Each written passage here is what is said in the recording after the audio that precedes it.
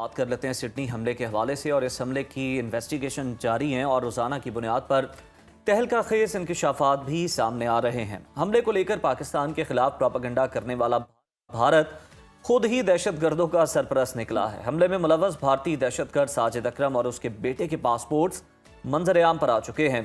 भारतीय निजात दहशतगर्द का पासपोर्ट 24 फरवरी 2022 को भारतीय एम्बेसी ने 10 साल के लिए जारी किया। यानी भारत को पहले दिन से हमलावर की शहरियत का मुकम्मल इल्म था। और इसके बावजूद भारतीय हुकाम ने जानबूझकर हकीकत छुपाई और अपने मीडिया को पाकिस्तान पर इल्ज़ाम तराशी के लिए खुली छूट दी। सिडनी हमले के फ़ौरन बाद भारतीय मीडिया ने रिवायती हथकंडे इस्तेमाल करते हुए हमलावर को पाकिस्तानी करार देने की मज़मूम कोशिश की, लेकिन नाकाम रहे। और मकसद सिर्फ एक ही था, जो पाकिस्तान को आलमी सतह पर बदनाम करना था।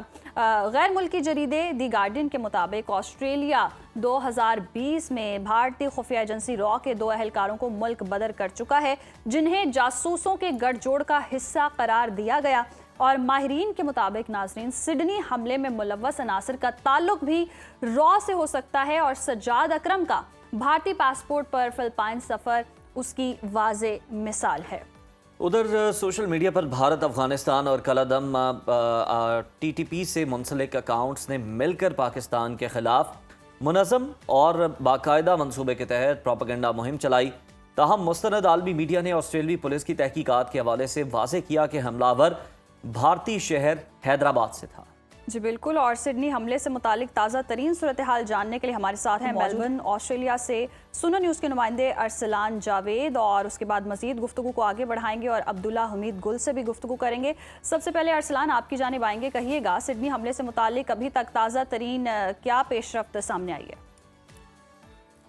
देखिए, ताज़ा तरीन अपडेट की अगर बात की जाए तो इस तहकीकात का दायरा कार जो है वो वसी कर दिया गया है। इससे फिलिपीन हुकाम से भी रब्ता किया गया है कि वहाँ पे जो 1 महीना स्टे किया गया है उसमें क्या इनकी सारी जो है वो वहाँ पर मूवमेंट रही। तो उस हवाले से फिलिपीन गवर्नमेंट की तरफ से, क्योंकि कुछ मीडिया आउटलेट्स की तरफ से, खसूसन भारत की तरफ से ये कहा गया कि वहाँ पर जो है वो दाश के जो है वो सेल हैं और वहाँ पर ट्रेनिंग होती रही है। तो फिलिपीन हुकाम ने सख्ती से उस बात की तरदीद की है कि फिलिपीन में ऐसा कुछ नहीं है। अलबत्ता वो ऑस्ट्रेलियाई हुकाम के साथ मुकम्मल राब्ते में है और उनको यहाँ की तफसीलात जो है वो फ्राहम कर रहे हैं। वहीं पे अगर अपडेट की जाए, बात की जाए, नवीद अकरम जो जख्मी थे वो कोमा से बाहर आए हैं, तो अब पुलिस ने उनके ऊपर चार्जेस लगाए हैं। तो 59 के करीब चार्जेस हैं जो उन पर लगाए गए हैं, जिसमें से 15 लोगों को कत्ल करने के चार्जेस लगाए गए हैं। उसके अलावा